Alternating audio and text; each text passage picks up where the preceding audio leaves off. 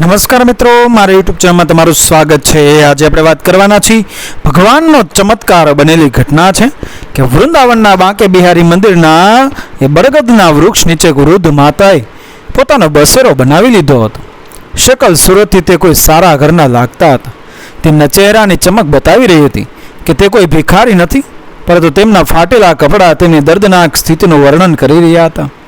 તે મેલા ગયેલા કપડામાં જ એક ચાદર પર ત્યાં પડી રહેતા હતા। આજે લગભગ 10મો દિવસ હતો। મંદિરમાં જે શ્રદ્ધાળુઓ માથું ટેકવા આવતા તે આ બુઢી માને થોડો ઘણો પ્રસાદ આપી જતા, અથવા કોઈ રાહદારી તેમના પર દયા ખાઈને કંઈક ખાવાનું આપી જતો, જેનાથી તેમનું ગુજરાન ચાલી રહ્યું હતું। શ્રવણ દર વર્ષે પોતાના માતા પિતાની પુણ્યતિથિ પર મંદિરમાં આવતો હતો અને ગરીબોને ભોજન આપતો હતો। તેના માતા પિતા એક રોડ અકસ્માતમાં માર્યા ગયા હતા। ત્યાર પછી તે એકલો હતો। જે સમયે તેના માતા પિતાનું મૃત્યુ થયું તે સમયે તે કોમ્પ્યુટર એન્જિનિયરિંગ કરી રહ્યો હતો। હવે તેની આગળ પાછળ કોઈ નહોતું, પણ તેના માતા પિતાએ આપેલા સંસ્કારો હંમેશા તેનું માર્ગદર્શન કરતા હતા। એન્જિનિયરિંગના ફાઇનલ યર પછી પહેલા સેમેસ્ટર દરમિયાન જ તેને એક ખૂબ સારી નોકરી મળી ગઈ હતી। હવે તે એક મલ્ટીનેશનલ કંપનીમાં ખૂબ ઊંચા હોદ્દા પર કાર્યરત હતો। શનિવાર અને રવિવારની રજા તે પોતાના મિત્રો સાથે ફરવામાં વિતાવતો હતો, પરંતુ આજે તેના માતા પિતાની પુણ્યતિથિ હતી, તેથી તે આજે મંદિરમાં ગરીબોને ભોજન કરાવવા આવ્યો હતો। બધા ગરીબોને ખાવાનું આપ્યા પછી તેની નજર વૃક્ષ નીચે બેઠેલા એ બુઢી મા તરફ ગઈ। શ્રવણને બુઢી માના ચહેરામાં એક અજીબ આકર્ષણ અને સ્નેહ દેખાયો। કદાચ તે દરેક વૃદ્ધ સ્ત્રીમાં પોતાની મા અને દાદીને જ શોધતો હતો। તે મોટા સ્નેહથી તે બુઢી અમ્માને જોવા લાગ્યો। પછી એ મા પાસે જઈને બોલ્યો, મા, ખાવાનું ખાશો? પરંતુ બુઢી અમ્મા ખૂબ ઉદાસ બેઠા હતા, કદાચ એટલે તેમણે કોઈ જવાબ ન આપ્યો। પછી શ્રવણ બોલ્યો, સારું, આ મંદિરનો પ્રસાદ છે, આ તો ખાઈ લ્યો। લો, બુઢી માએ તેની તરફ જોતા પોતાનો હાથ આગળ લંબાવ્યો। બુઢી માની સાથે સાથે શ્રવણ પણ થોડો પ્રસાદ ખાવા લાગ્યો અને બુઢી માની પાસે જ બેસી ગયો। પ્રસાદ ખાતા ખાતા તે અમ્માને પૂછવા લાગ્યો, માં, તમે ક્યાં રહો છો અને આ વૃક્ષ નીચે કેમ બેઠા છો? બુઢી અમ્માએ ઊંડો શ્વાસ લીધા કહ્યું, અરે બેટા, હવે આ વૃક્ષ જ મારું ઘર છે। પહેલાં હું મથુરામાં રહેતી હતી, ત્યાં મારું પોતાનું એક આલિશાન મોટું ઘર છે। મારા પતિનું મૃત્યુ થઈ ચૂક્યું છે। જ્યાં સુધી મારા પતિ જીવતા હતા ત્યાં સુધી મને રાણી બનાવીને રાખતા હતા, પરંતુ પતિના સ્વર્ગવાસ પછી ધીમે ધીમે પોતાના જ વહુ દીકરાને હું ખટકવા લાગી। વહુ તો મારો ચહેરો પણ જોવા નહોતી માંગતી। એક દિવસ મારો દીકરો મને બોલ્યો, ચાલો અમ્મા, આજે તમને વૃંદાવન ફરવા લઈ જા। બાંકે બિહારીના મંદિરે જઈને અને દર્શન કરીને આવીએ। મારો દીકરો મને પોતાની કારમાં બેસાડીને લાવ્યો હતો અને મને આ મંદિરના કિનારે બેસાડીને એવું કહીને જતો રહ્યો કે કોઈ જરૂરી કામથી જાઉં છું, 2 કલાક લાગશે આવતા। મેં તો દીકરાને કહ્યું હતું કે મને પણ સાથે લઈ ચાલ, પણ તે ન માન્યો। જોતામાં આજે 10 દિવસ થઈ ગયા। રાહ જોતા જોતા મારી આંખો પથરાઈ ગઈ છે, પરંતુ ના તો મારો દીકરો આવ્યો કે ના તો એની કોઈ ખબર। હવે હું સમજી ચૂકી છું કે મારો દીકરો મને કેમ લઈને આવ્યો હતો, કારણ કે તેની પત્ની મને બિલકુલ પસંદ નહોતી કરતી। તેથી મારાથી છુટકારો મેળવવા માટે મને અહીં કાનાજીના શરણમાં છોડીને જતો રહ્યો। આ કહેતા કહેતા બુઢી માની આંખો ભરાઈ આવી અને ચહેરો એ કરમાઈ ગયો। શ્રવણના મનમાં તેની સ્વર્ગવાસી દાદી અને તેની માની છબી બંને એક સાથે ઉભરી આવ્યો અને તેની આંખોમાં આંસુના ટીપા છલકાયા। ગરીબોને વહેંચ્યા પછી જે ખાવાનું બચ્યું હતું તે તેણે ઝટપટ કાઢ્યું અને બુઢી અમ્માની ચાદર પર મૂકી દીધું। એક કોળિયો તોડ્યો અને અમ્માના મોંમાં મૂક્યો અને પોતે પણ ખાવા લાગ્યો। તેને એવો અહેસાસ થઈ રહ્યો હતો જાણે તે પોતાના પરિવારના કોઈ સભ્ય સાથે એક ખાવાનું ખાઈ રહ્યો હોય। તે અમ્મા સાથે થોડી વાર ત્યાં બેસીને એ વાતો કરતો રહ્યો। પોતાના માતા પિતાના મૃત્યુ પછી તે સાવ એકલો પડી ગયો હતો। પોતાના માતા પિતા વિના તેને પોતાનું ઘર જ એ ખાવા દોડતું હતું, એટલા માટે તે પોતાના ઘરમાં રહેવાનું વધુ પસંદ નહોતો કરતો। કોઈ દિવસ તો તે પોતાના ઘરમાં પગ પણ એ નહોતો મૂકતો। મિત્રો સાથે ફરીને પોતાના દર્દને ઓછું કરવાનો પ્રયાસ કરતો હતો. પરંતુ આજે જ્યારે તેણે અમ્મા સાથે થોડી વાતચીત કરી તો તેને એક પોતાપણું અનુભવાયું. તેણે અમ્માને પૂછ્યું, અમ્મા, મારી સાથે મારા ઘરે ચાલશો? બુઢી અમ્માએ કહ્યું, બેટા, જ્યારે મારો પોતાનો લોહી, મારો પોતાનો દીકરો જ જેને મેં જન્મ આપ્યો અને પાળી પોષીને મોટો કર્યો, જ્યારે એ જ મને ન રાખી શક્યો તો તું મને તારા ઘરમાં લઈ જઈને શું કરીશ? જ્યારે મારો પોતાનો દીકરો જ મારો ન રહ્યો તો હું બીજા પાસેથી શું આશા રાખું? રહેવા દે બેટા, મારા પર દયા ન કર. હું એ બાંકે બિહારીના શરણમાં રહીને મારું જીવન જેમ તેમ વિતાવી દઈશ. પછી શ્રવણ બોલ્યો, અમ્મા, મારા માતા પિતા એક માર્ગ અકસ્માતમાં સ્વર્ગવાસી થઈ ગયા અને હું એ આ દુનિયામાં બિલકુલ એકલો રહી ગયો છું. મારા ઘરમાં મારા સિવાય બીજું કોઈ નથી. તમને જોઈને મને મારી દાદી યાદ આવે છે. જો તમે મારી સાથે રહેશો તો મને ખૂબ સારું લાગશે. વિશ્વાસ કરો, મને કોઈ તકલીફ નહીં થાય. ઉલટાનો મને તમારો સહારો મળી જશે. દિવસભરના કામ પછી જ્યારે હું ઘરે પાછો ફરીશ તો ઓછામાં ઓછું જોવા માટે તમારો ચહેરો તો હશે. તમારાથી જો થઈ શકે તો મારા માટે ખાવાનું બનાવી દેજો. ઘરની સંભાળ રાખી લેજો. તમને પણ રહેવા માટે ઘર મળી જશે અને મને પણ મારી મા અને દાદીમાં પ્રેમની ઠંડી છાંયડી મળી જશે.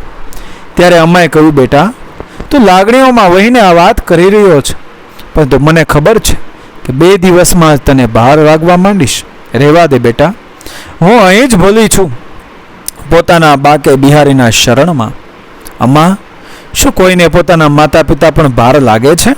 હા, દુનિયામાં કેટલાક લોકો એવા હોઈ શકે છે, પરંતુ બધા તો નહીં. અમ્મા, જેના માથા પરથી મા બાપનો સાયો ઉઠી જાય છે તે કેટલો એકલો રહી જાય છે. આ મારાથી વધુ સારું કોણ જાણતું હશે? મારી દાદી પણ તમારી જેમ જ ખૂબ વાલી હતી અને મારા માતા પિતા એમને ખૂબ ધ્યાન રાખ્યું હતું. હું પણ તેમને ખૂબ પ્રેમ કરતો હતો, પરંતુ આજે મારા ઘરમાં કોઈ નથી. મને મારી મા અને દાદીની ખૂબ યાદ આવે છે. તમારામાં મને મારી દાદીની છબી દેખાય છે. હું વિશ્વાસ અપાવું છું કે હું તમને ક્યારેય ભાર નહીં સમજું. ઊંડો શ્વાસ લેતા શ્રવણ બોલ્યો. શ્રવણની વાત સાંભળીને અમ્માનો ગળો પણ રૂંધાઈ ગયો અને તેમની આંખોમાં આંસુ આવી ગયા. અમ્મા કંઈ બોલી ન શક્યા. શ્રવણે અમ્માનો હાથ પકડ્યો અને બોલ્યો, ચાલો અમ્મા, હવે વધુ ન વિચારો. રાત થવા રહી છે. હવે તમે તમારા ઘરે ચાલશો. શ્રવણે જેવો અમ્માનો હાથ પકડ્યો કે અમ્માએ તેના ચહેરા તરફ જોયું. શ્રવણની આંખોમાં અમ્માને સાચુકલો પ્રેમ અને સચ્ચાઈ દેખાઈ રહી હતી. તેમને લાગ્યું કે કદાચ કાનાજીએ જ શ્રવણને તેમની પાસે મોકલ્યો છે. શ્રવણે અમ્માને પોતાની બાઇક પર બેસાડ્યા અને તેમને પોતાના ઘરે લઈ ગયો. આ ઘટનાને આજે 4 મહિના થઈ ચૂક્યા હતા. શ્રવણ હવે નિયમિત સમયે ઘરે પાછો આવતો હતો અને અમ્મા તેના માટે ખાવાનું બનાવીને તેના આવવાની રાહ જોતા હતા. જ્યારે તે થાકીને ઊંઘતો તો તેના માથા પર સ્નેહભર્યા હાથ મૂકતા હતા. સવારે શ્રવણના ઉઠતા પહેલા જ અમ્મા કાનાની પૂજા કરી લેતા અને શ્રવણનો નાસ્તો બનાવીને રાખી દેતા. હવે અમ્માને પોતાનું ઘર મળી ગયું હતું અને શ્રવણને તેની દાદી અને માનો સાચો પ્રેમ, બંને એકબીજાનો સાથ પામીને ખૂબ ખુશ હતા. તે રાત્રે શ્રવણ મોડે સુધી ઊંઘ્યો અને બીજા દિવસે સવારે ઓફિસ જવાનો સમય થયો. ત્યાં સુધી તેની ઊંઘ પૂરી નહોતી થઈ. અચાનક શ્રવણે પોતાના માથા પર ઠંડી આંગળીનો સ્પર્શ અનુભવ્યો. તેને એવું લાગ્યું કે તેની મા તેને ખૂબ પ્રેમથી જગાડી રહી છે. ફરીથી જ્યારે એ જ સ્પર્શ તેણે પોતાના ચહેરા પર અનુભવ્યો તો તે ઊંઘમાંથી જાગી ગયો. તેણે આંખો ખોલી તો સામે જોયું કે અમ્મા પૂજા કર્યા પછી સુગંધિત હાથથી તેના માથા અને વાળને પંપાળી રહ્યા હતા, જેવું તેની મા હંમેશા કરતી હતી. શ્રવણે અમ્માનો હાથ પોતાના હાથમાં લઈને પોતાના હોઠથી ચૂમ્યો ને પાછો તે હાથ પોતાના માથા પર મૂકી દીધો અને બોલ્યો, અમ્મા, તમારા આશીર્વાદ મને આજીવન જોઈએ છે. અમ્માએ આંખો બંધ કરીને કાનાનો આભાર માન્યો કે તેમણે તેમને શ્રવણ સાથે મિલાવ્યા અને પછી બોલ્યા, બેટા, ઓફિસ જવાનો સમય થઈ ગયો છે. પછી શ્રવણ બોલ્યો, અમ્મા, મેં મારા મિત્રો સાથે મળીને મેં મારા મિત્રો સાથે મળીને એક નાની ફેક્ટરી ખોલવાનો નિર્ણય કર્યો છે. આજે હું ઓફિસ નહીં જાઉં, બસ આ ફેક્ટરીની શરૂઆત કરવાની છે. આજે 11 વાગે અમે ફેક્ટરીની પૂજા કરીશું અને તે પૂજા તમારા હાથે જ થશે. તમે તૈયાર રહેજો.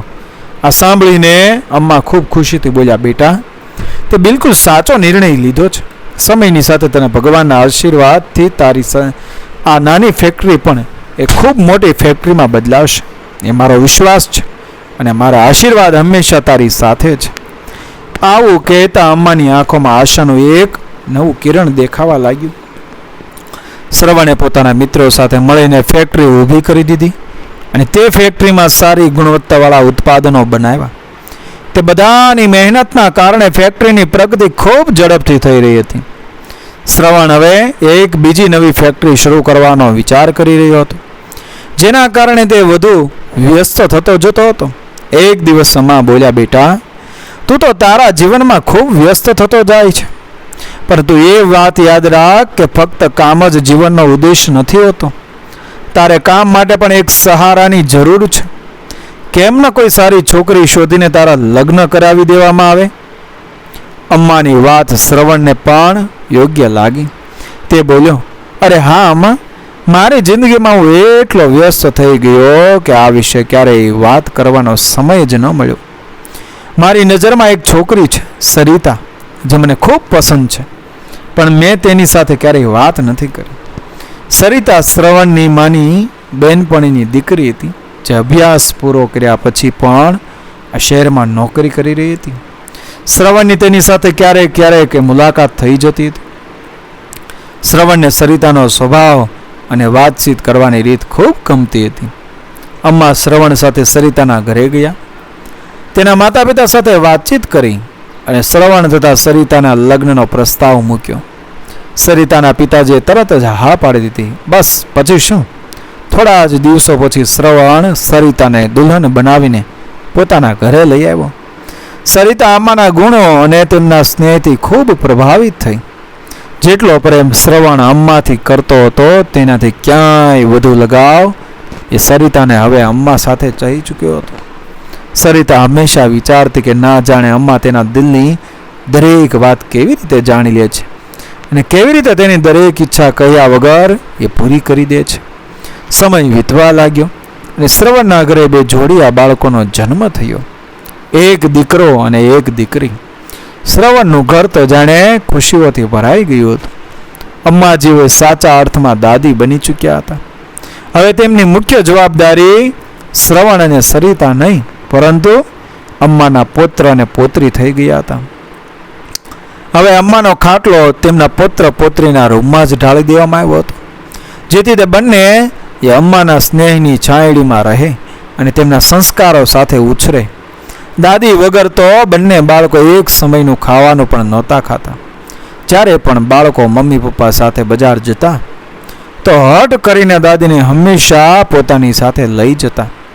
સરિતા અને શ્રવણ પણ બંને બાળકોની જવાબદારી અમ્માને આપીને બિલકુલ બેફિકર થઈ ગયા હતા. સરિતા પોતાના પતિ શ્રવણ સાથે તેના કામમાં પૂરી મદદ કરતી હતી. શ્રવણને પણ સરિતાના રૂપમાં ખૂબ સારો જીવનસાથી મળ્યો હતો, જેના કારણે તેની ફેક્ટરી હવે નવી ઊંચાઈઓને સ્પર્શી રહી હતી.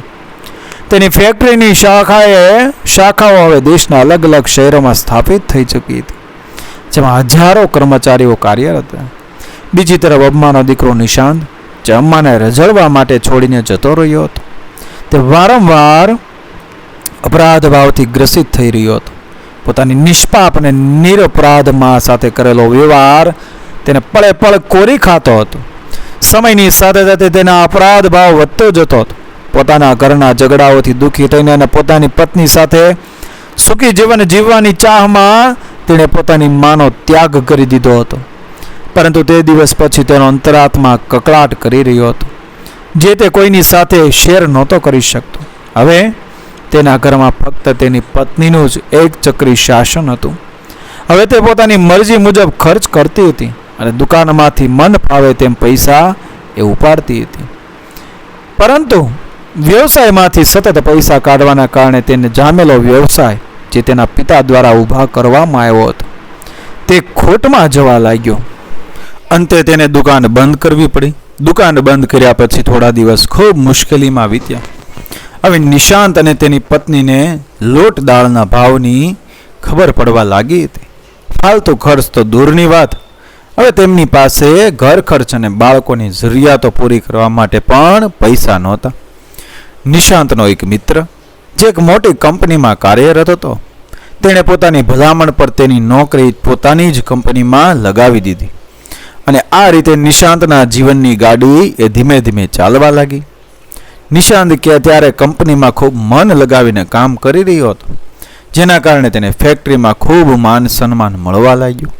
હવે તે ફેક્ટરીનો એક મહત્વપૂર્ણ કર્મચારી બની ચૂક્યો હતો. નિશાંતની કંપનીમાં સ્થાપના દિવસ પર વાર્ષિક મહોત્સવ ઉજવવાનો હતો. બધા કર્મચારીઓને તેમની કાબલિયતના આધારે પુરસ્કાર વિતરિત કરવાના હતા. નિશાંતને પણ તેની મહેનત અને યોગ્યતાના આધારે પુરસ્કાર મળવાનો હતો, જે કંપનીમાં માલિક દ્વારા આપવાનો હતો. નિયત તારીખે પુરસ્કાર વિતરણનો સમારોહ શરૂ થયો અને આ પહેલી વાર હતું કે જ્યારે કંપનીના માલિક પોતાના બધા કર્મચારીઓ સાથે રૂબરૂ થઈ રહ્યા હતા. આજનો દિવસ નિશાંત માટે ખૂબ ખાસ હતો. મેનેજિંગ ડિરેક્ટર પોતાની પત્ની, મા અને બાળકો સાથે સમારોહમાં આવ્યા હતા. જ્યારે સમારોહ શરૂ થયો અને પુરસ્કાર વિતરણ માટે કંપનીના ડિરેક્ટર સાહેબને વિનંતી કરવામાં આવી, તો તેઓ સ્ટેજ પર આવ્યા અને કહેવા લાગ્યા કે આજે મારી કંપની માટે ખૂબ મોટો દિવસ છે, પરંતુ આજે મારી કંપની જે સ્થિતિમાં છે તે કેવળ અને કેવળ અમારા અમ્માજીના આશીર્વાદથી જ છે. જો અમ્માજીની પ્રેરણા ન હોત તો ના તો આજે આ કંપની હોત અને ના તો હું આ હોદ્દા પર હોત. એટલા માટે પુરસ્કાર વિતરણ કરવા માટે હું અમ્માજીને બોલાવવા માંગુ છું. અમ્માજી, કૃપા કરીને આપ સ્ટેજ પર આવો અને પોતાના હાથે બધા યોગ્ય કર્મચારીઓને એ પુરસ્કાર વિતરિત કરો. શ્રવણના બોલાવા પર અમ્મા સ્ટેજ પર પહોંચ્યા અને તેમની આંખોમાંથી અશ્રુધારા વહી નીકળી. કર્મચારીઓના નામ એનાઉન્સ કરવામાં આવ્યા અને અમ્માએ તેમને એક એક કરીને પુરસ્કાર આપતા રહ્યા. ત્યારે એક નામનું એનાઉન્સમેન્ટ થયું, જેને સાંભળીને અમ્માજીના ચહેરા પર ના જાણે કેટલાય ભાવ એક સાથે આવી ગયા. નિશાંત મિશ્રા, સામેથી આવનારી વ્યક્તિ પણ કંઈક ઓળખીતી લાગી રહી હતી. અમ્માએ ધ્યાનથી જોયું તો ખરેખર તેમનો દીકરો જ હતો. નિશાંત મિશ્રા, જે તેમને તીર્થયાત્રાની લાલચ આપીને ખૂબ નિર્દયતાથી છોડી ગયો હતો, જેને ત્યાર પછી પોતાની માનો ખ્યાલ સુદ્ધા ન આવ્યો. અમ્મા વિચારવા લાગ્યા કે અત્યાર સુધી તો કદાચ હું તડપી તડપીને મરી ગયો હતો જો મારો દીકરો શ્રવણ મને ન લઈ ગયો હતો. પ્રેમ અને નફરતના ભાવ એક સાથે અમ્માના ચહેરા પર ઉભરી આવ્યા. અમ્માને એવું લાગ્યું જાણે દુનિયા ખૂબ ઝડપથી ફરી રહી છે. મોટી મુશ્કેલીથી તેમણે પોતાને સંભાળ્યા અને કોઈ અજાણ્યા વ્યક્તિની જેમ નિશાંતને પુરસ્કાર આપી દીધો અને પોતાનું મોં બીજી તરફ ફેરવી લીધું. નિશાંતે ધ્યાનથી જોયું. ઇનામ આપનારી મહિલા બીજી કોઈ નહીં પણ તેની પોતાની માં હતી. જોત જોતામાં તેને પરસેવો છૂટી ગયો અને તે પોતાની માના પગમાં પડી ગયો. ત્યારે વિશ્વાસ નહોતો થતો કે તેની માં, જેને તેણે રઝળવા માટે છોડી દીધી હતી, તે આજે આટલા મોટા સામ્રાજ્યની માલિકણ છે. નિશાંતે પોતાની મા પાસે હાથ જોડીને માફી માંગી અને કહ્યું, મારી સાથે ચાલશો? આપણે પોતાના ઘરે જઈશું. કેવું ઘર, કેવી માં? મારો દીકરો તો એ જ દિવસે મરી ગયો હતો જે દિવસે તેમણે મંદિર બહાર છોડીને જતો રહ્યો હતો. આજે ના હું તારી માં છું અને ના તો મારો દીકરો છે, કહીને અમ્માજી પુરસ્કાર વિતરણ વચ્ચે જ છોડીને પોતાની ખુરશી પર જઈને બેસી ગયા. નિશાંત માફી માંગતો રહ્યો, પરંતુ અમ્માએ તેની તરફ જોયું પણ નહીં અને શ્રવણ સાથે પાછા ઘરે જતા રહ્યા. ક્યારેક નિશાંત પોતાની માનો ખૂબ વહાલો હતો, પરંતુ પોતાની પત્નીના બહેકાવવામાં આવીને તે પોતાની મા સાથે ખૂબ ખરાબ વર્તન કરવા લાગ્યો હતો. એ વાતોને અમ્મા ક્યારેય ભૂલી ન શક્યા. અને ત્યારે બીજી તરફ નિશાંતને વિશ્વાસ નહોતો થતો કે જે કંપનીમાં તે કામ કરતો હતો તે કંપનીની માલિકણ ખરેખર તેની મા હતી. આજે માના હાથે તેને પુરસ્કાર મળ્યો, તો તેનું માથું ચકરાઈ ગયું હતું. મા દ્વારા તેની ઘોર ઉપેક્ષા અને પાપ કર્મોના કારણે તેના દિલમાં ના જાણે કેટલાય ઘાવ થઈ ચૂક્યા હતા. પળે પળ તેને તેની માની યાદ સતાવતી રહી હતી. તેની કરતૂત તેને ઢંઢોળી રહી હતી અને રોજ ન આવતા ઘા બનીને તેને સતત ઈજા પહોંચાડી રહી હતી. એક દિવસ રવિવારે જ્યારે તેની ઓફિસની રજા હતી તો તે પોતાની પત્ની નીતાને લઈને સ્કૂટર પર રાધા રાણીના મંદિર દર્શન કરવા માટે ગયો.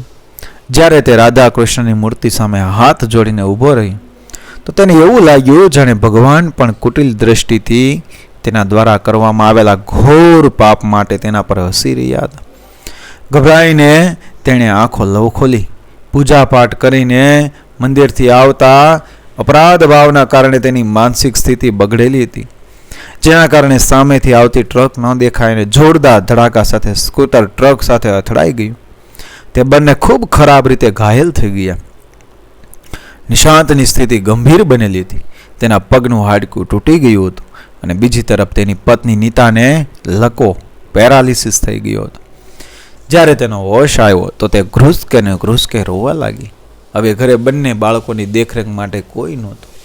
નીતાના મોહાળમાંથી તેના ભાઈ ભાભી ખબર અંતર પૂછવા માટે આવ્યા, પરંતુ થોડી વાર હાલચાલ પૂછીને તેઓ ચાલતા બન્યા. નિશાંતના મિત્રે આખી ઘટનાની જાણકારી કંપનીના માલિક શ્રવણને આપી. જ્યારે શ્રવણ ફોન પર તેની સાથે વાત કરી રહ્યો હતો તો અમ્મા ત્યાં જ બેસીને તેની સાથે ચા નાસ્તો કરી રહ્યા હતા.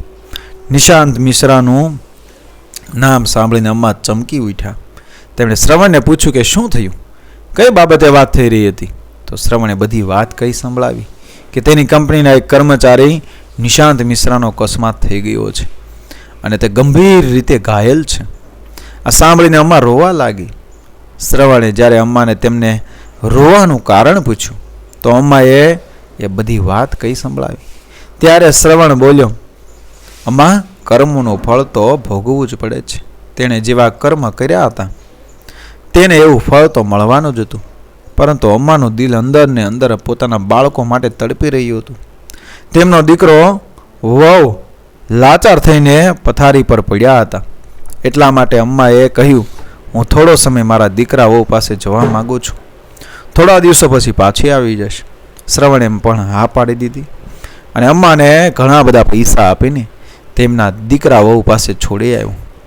અમ્માએ પોતાના દીકરા અને વહુને એક સારી હોસ્પિટલમાં દાખલ કરાવ્યા, જ્યાં એમનું પૂરું ધ્યાન રાખવામાં આવવા લાગ્યું. તેમના બાળકોને સંભાળ્યા અને સાથે સાથે તેમની દુકાનને પણ ફરીથી ઊભી કરી.